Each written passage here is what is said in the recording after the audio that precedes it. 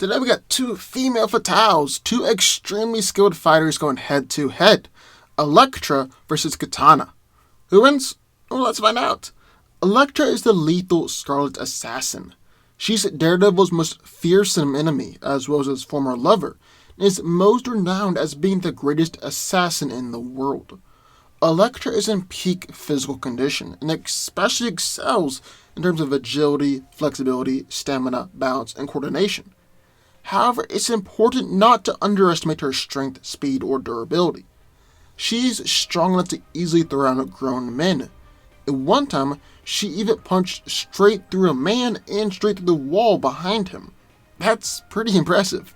She also casually dodges machine gun fire, can block bullets with her size, and even speed blitz opponents. Elektra is so disciplined that she can allow her body to resist injury wounds and just general pain. Plus, she has an enhanced healing factor. Elektra's arguably the top assassin in the Marvel Universe, and is one of the best hand-to-hand fighters, being an expert in various martial arts, including several obscure and ancient styles, but particularly focusing on ninjutsu. She's also an expert in numerous weapons like katanas, ninja stars, shurikens, and throwing blades, as well as more conventional weapons like firearms. Her go-to weapon, though, are her sais, and they've kind of become a trademark for her. Being an assassin, Elektra is an expert in terms of stealth, and can slow down her heart rate, breathing, and blood flow. She's even been able to sneak up on Daredevil before, which is incredibly impressive and nearly impossible because of his radar sense. She also has some low-level psychic abilities, like she's impervious to any psychic attack, or she can manipulate people's minds and make them see illusions, but these abilities aren't consistently displayed. And then look at Katana. Katana is a superb samurai, and she uses her deadly sword, the Soul Taker, to fight evil around the world. The mystic sword contains the soul of every person killed by it, and Katana can then communicate with those souls. She's been a member of the Justice League, but she's currently a part of the Suicide Squad. Katana is in peak physical condition, and her agility, speed, and acrobatic ability are much greater than the average human. Katana is fast enough to dodge bullets, cut Green Arrow's arrow in half as they're being shot at her, and even deflect bullets with her katana.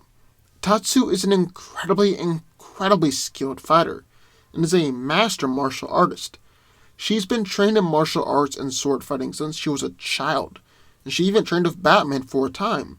She's skilled enough to battle against vampires, Deathstroke, Ra's al Ghul, and Batman even mentioned that a fight with her would be very interesting.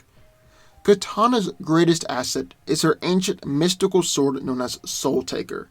This is her main weapon of choice, and she used it many times to kill opponents without even hesitating. The sword is nearly indestructible, and is able to cut through most anything with ease, slicing through guns, metal bars, and even slicing off OMAC and Major Force's arms. Soul Taker's name also comes from a specific reason, in that it contains the soul of any being ever killed by the blade.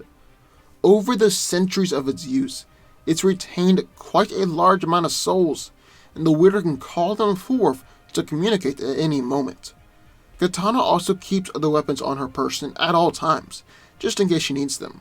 These include shurikens, daggers, bracelets which tie together to form projectile weapons, and other gear. She used to wear samurai armor, but has since put on more modern armor with more padding and armored sections to add further protection. So who wins? Well, let's break it down.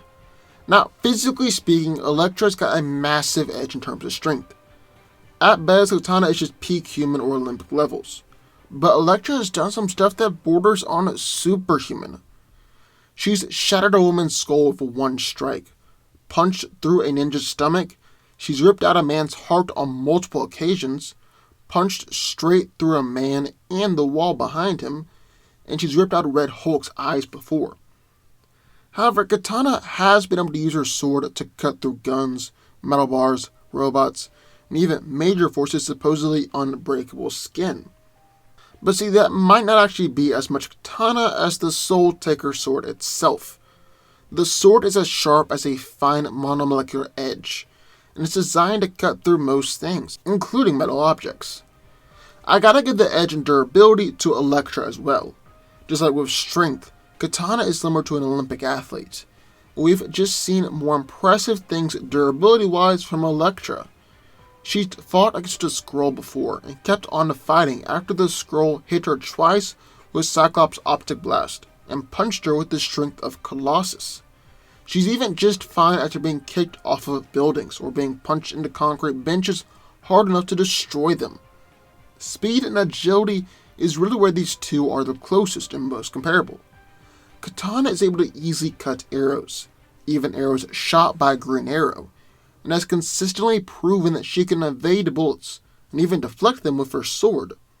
But with Elektra, well, she was an Olympic-level gymnast at the age of 6, and is fast and agile enough to dodge and deflect bullets, even machine gun fire, and at point-blank range, and can even cut bullets in half at point-blank range with her size.